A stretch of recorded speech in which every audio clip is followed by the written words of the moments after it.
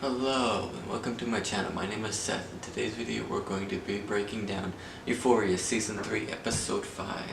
Now if you've not seen that episode, here's your spoiler warning because I am going to be talking about what happened in that episode, but if you don't care, stick around for the rest of this video as we talk about it. Now let's get into it. Now this episode is really Cassie centered as we're going to be seeing what she will do to get to those levels of fame and money.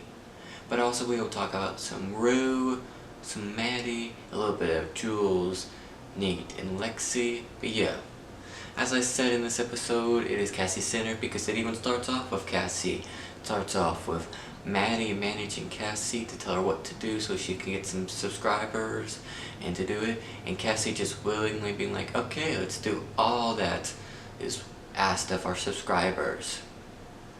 And it works too. I mean, you know, they do a little montage of all the things she's willing to do, and a lot of it is very crazy and like risky and stuff, but it gets her to 50,000 subscribers.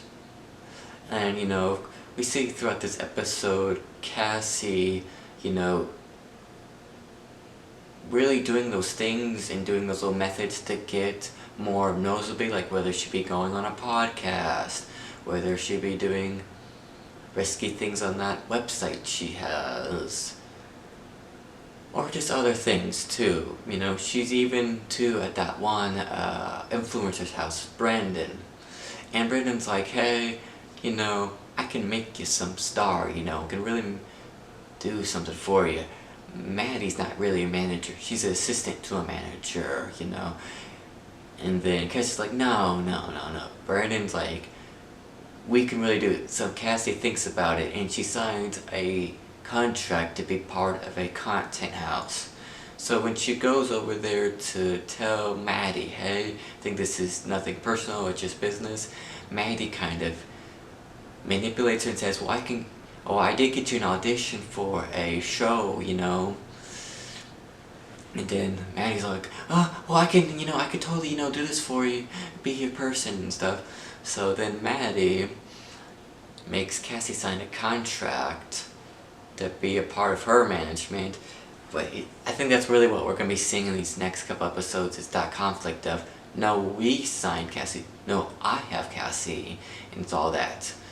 But as all, Maddie was really kind of just talking. She really didn't have that audition, so she had to go to Lexi and be like, get me that audition, or do you want to make me an enemy? Well, Lexi didn't want to make her an enemy, so she gets to the audition. And Cassie going into that audition, she was all like, my sister is Lexi, and you know, and really just owning in on her craft. Well, apparently it got her good enough because she got the audition, because Lexi comes over to Cassie's apartment and she's all like, why did you use my relationship with you to get advancement? And Cassie's all like, because I knew that would probably get me closer to it.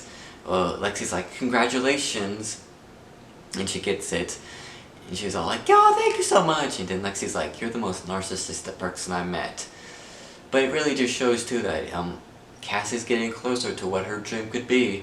Also too, it shows you in this episode too that Cassie still has some feelings for Nate. Even though she wanted Nate to be the breadwinner, Cassie still has some feelings because she still wires him money and talks to him, you know, to see how he's doing. And Nate now is more supportive of what she's doing, even suggesting ideas for her and stuff. Also, we do get to see Nate in another scene too get beat up by another Naz's hitchman. And that's really it for Nate, really, in this episode. Now on to Rue. Rue is still getting into, you know, getting more evidence on Alamo and that all group and stuff, but the suspicion of could Rue be hiding something from Alamo, you know, keeps growing in this episode to the point where it's getting like, where Alamo's like very insecure now, being like, who can I trust, who can I trust? To the point where it even leaves you on a cliffhanger at the end of this episode of, could Rue be dead? Which, I'm gonna be honest with you, in my personal opinion, I don't think she's dead. I think they're just doing that to get more people to come to see the next episode next week. That's just my personal opinion. If I'm wrong, I'm wrong, you know. Also too, Maddie in this episode, as we see, is managing Cassie, but Maddie really too is showing you the cold-heartedness she has as being a manager. Like, she's willing to put Cassie and a lot of people in these situations just to get that dollar. And then also too, we're also seeing that, you know, Rue and Maddie were having a conversation at a diner. Alamo comes in to pick up Rue basically and maybe scare her, but Maddie stands her ground. And Alamo kind of likes that. He's like, oh wow, so you really know a lot about, you know, how to get money and stuff like that.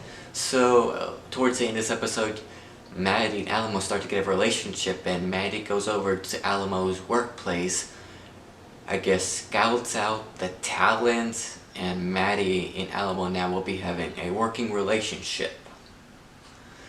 Also too, in this episode, Jules, we get to see what she's doing throughout this episode in a little bit of her profession.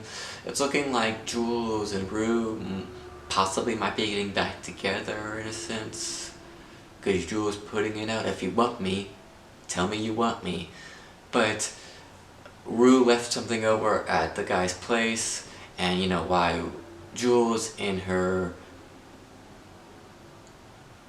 customer, you know, sugar person is there. He's all like, you know, I like you, but I love my family. I cannot be letting you have other people come to this house and stuff like that. But besides that, really, that was really the episode. It was mostly, as I said, Cassie-centered. Also getting to see a lot of, you know, mainly Cassie, somewhat Maddie, somewhat Rue, very little Jules, Nate, and Lexi. But yeah, that is my breakdown of this episode. Thank you for watching as always. Don't forget to like and subscribe, and goodbye!